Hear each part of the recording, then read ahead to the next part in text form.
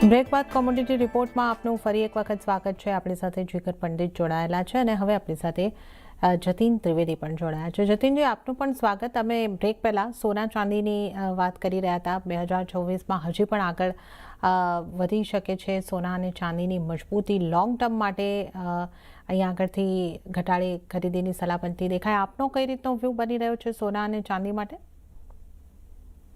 Outlook અગર longer term હોરાઇઝનથી જોવા જઈએ તો ગોલ્ડ અને સિલ્વર બેના અંદર એલોકેશન જે છે એ કન્ટિન્યુઅસલી રાખવું બહુ જરૂરી છે, કેમ કે પ્રાઇસ ટ્રેન્ડ વોલેટિલિટી ભલે હોય માર્કેટના અંદર, બટ ઓવરઓલ જે બ્રોડર ટ્રેન્ડનું જે ઇમ્પેક્ટ છે અને જેનું મુનાફો જે તમને મળવો જોઈએ પોર્ટફોલિયોના અંદર, એ ત્યારે જ મળી શકે છે કે જ્યારે તમે કન્ટિન્યુઅસલી એના અંદર ટાઈમ સ્પેન્ડ કરો, અને મેક્સિમમ ટાઈમ સ્પેન્ડ ત્યારે જ થઈ શકે છે જ્યારે તમે એના અંદર એલોકેશન પ્રોપરલી મેન્ટેન રાખો.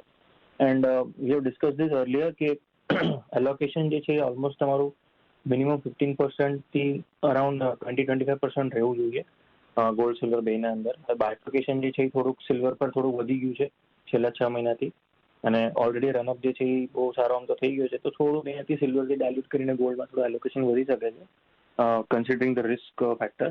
બટ મોરલેસ 15-25% એલોકેશન એટલે રાખવાનું જરૂરી છે કેમ કે અનસર્ટનિટી જે બીજા રિસ્કિયર એસેટ્સના અંદરથી મેન્ટેન છે એના કારણથી ગોલ્ડ અને સિલ્વરને હેજ પોઝિશન વાઇઝ અને ઓવરઓલ આઉટલુક વાઇઝ હજી પણ પરિબળો બધા સપોર્ટ કરી રહ્યા છે.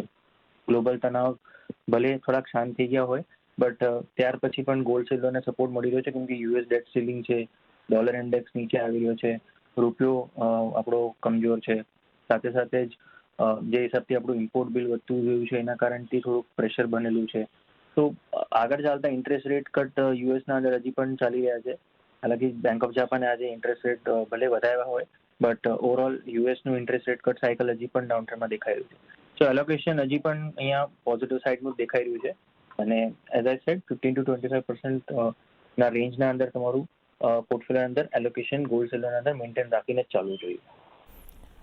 ઓકે, તો અહીંયા આગળથી 15%થી 25% સુધીનું ગોલ્ડ સિલ્વરમાં એલોકેશન હોવું જોઈએ. તમારી રિસ્ક એપેટાઇટ પ્રમાણે ગોલ્ડ સિલ્વરમાં તમે એલોકેશન કરી શકો છો. જતીનજી, મેટલ્સમાંથી કોપર કે એલ્યુમિનિયમ, ઝિંક, કયા મેટલ ઉપર આપ ખાસ વ્યૂ રાખી રહ્યા છો અને કઈ રીતની આપની સલાહ બનશે?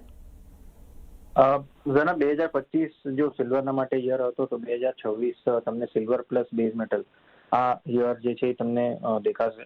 અને જે હિસાબથી બેઝ મેટલના અંદર જે કોન્ફિડન્સ અને જે રેલી સસ્ટેન થઈ રહી છે, મને લાગે છે કે આગળ ચાલતા હજી પણ તેજી યથાવત રહેવી જોઈએ. બેસ્ટ પીક જે મારા માટે રહેશે સિલ્વરના ઉપરાંત બેઝ મેટલ પેકના અંદર એ ઝિંક અને કોપર અને એલ્યુમિનિયમ રહેશે. ઝિંકમાં થોડું અંડર પરફોર્મન્સ રહી શકે છે, બટ આઈ ફીલ કોપર અને એલ્યુમિનિયમ આઉટ પરફોર્મન્સ કન્ટિન્યુડ રાખશે. કોપરના અંદર લેવલ વાઇઝ જોવા જઈએ તો 1050 એક બેઝ સપોર્ટના તરીકે હવે કામ કરતું દેખાઈ રહ્યું છે. વર્સ્ટ કેસ સિનેરિયો 1000 સુધી જો પડી જાય, ઇન કેસ ડોલર ઇન્ડેક્સ પાછો 101-150 સુધી આવી જતો હોય અને રિસ્ક સેન્ટિમેન્ટ અગર સારા બની જતા હોય તો વાત અલગ છે.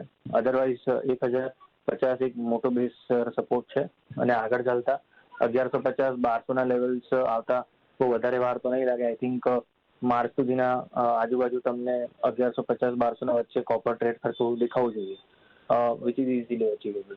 બટ ઓવરઓલ સ્ટ્રેન્થ જે છે એ ક્યાંય ક્યાંય એલ્યુમિનિયમના અંદર પણ દેખાઈ રહી છે. આગળ ચાલતા પ્રાઇસ વાઇઝ રેલી જોવા જઈએ તો પર્સન્ટેજ રિટર્ન મને લાગે છે બેઝ મેટલમાં અગર કોઈ વધારે આપશે તો એલ્યુમિનિયમના પ્રાઇઝેસ આપી શકે છે. તો એલોકેશન જે છે એ બેઝ મેટલ્સના અંદર એલ્યુમિનિયમ અને કોપરના અંદર ફોકસ રાખીને રાખવું જોઈએ. ઓકે, તો કોપર અને એલ્યુમિનિયમ ઉપર ફોકસ રાખવાની સલાહ જતીનજી તરફથી બની રહી છે. જ્યાં ખાસું એવું દબાણ આપણે બનતા જોયું છે. જતીનજી, ક્રૂડને તમે કઈ રીતે જોઈ રહ્યા છો અને ક્રૂડની આગળની ચાલ આપને કેવી લાગી રહી છે? કયા પરિબળો પર ખાસ ક્રૂડ ફોકસ કરશે?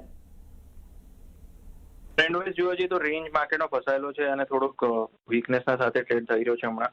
$60 નીચે બ્રેન્ટ અને 55-56 રેન્જમાં WTI. I think base cash on the higher side 58-59 WTI code આવી શકે છે, અને લોઅર એન્ડ પર $50-52 ત્યાં સુધી પણ પડતો જોવા મળી શકે છે. હાલ ફિલહાલ એવા કોઈ સેન્ટિમેન્ટ્સ નથી અને એવા કોઈ ડેવલપમેન્ટ નથી જેનાથી ક્રૂડના માર્કેટને કોઈ અહીંયાથી સપોર્ટ મળતો દેખાય.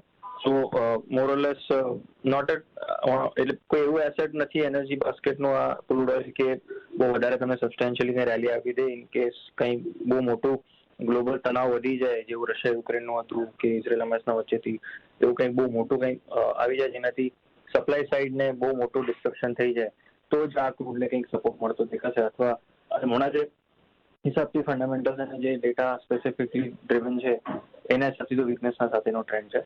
સો એમસીએક્સ પર જોવા જઈએ તો ક્યાંય ને ક્યાંય 4600 અને 4400 આગળ ચાલતા લેવલ્સ આવી શકે છે. અને હાયર સાઇડ પર 5500 આપણે જર્નલ બહુ વાર ડિસ્કસ કર્યું છે કે જ્યાં સુધી 5500 ઉપર નથી જતું ત્યાં સુધી બ્રોડર ટ્રેન્ડ સાઇડવેઝ ટુ વીકનેસનો જ દેખાઈ રહ્યો છે. ઓકે, તો અહીંયા આગળથી સાઇડવેઝ ટુ વીકનેસનો ટ્રેન્ડ અહીંયા આગળથી ક્રૂડની અંદર કન્ટિન્યુ થતો જોવા મળી શકે છે. તો આપણે આગલા વર્ષની જો વાત કરીએ તો સોના ચાંદીની તેજી યથાવત રહી શકે છે.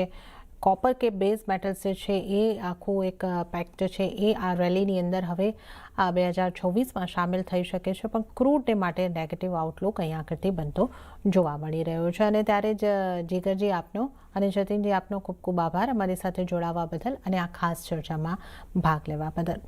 ત્યારે જ કોમોડિટી રિપોર્ટની આ ખાસ રજૂઆતમાં પણ હાલ પૂરતું આટલું જ. હાલ મને પણ આપશો રજા, પણ વધુ અપડેટ અને સમાચારો માટે આપ જોતા રહો CNBC બજાર. નમસ્કાર.